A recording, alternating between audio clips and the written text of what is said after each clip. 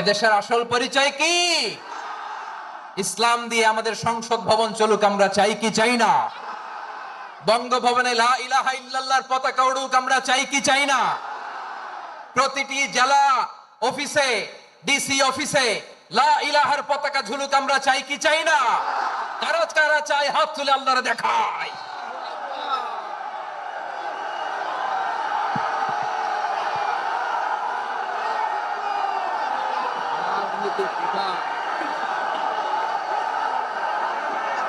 জাপানের দুটা উদাহরণ দেই, খেয়াল করে একটু শুনেন, বুঝবেন। আল্লাহ, 2022 সালে জাপানের সাথে জার্মানির খেলা, ফিফা ওয়ার্ল্ড কাপ 2022। এক পক্ষে জাপান, আরেক পক্ষে কোন দেশ? কথা শুনে নাই।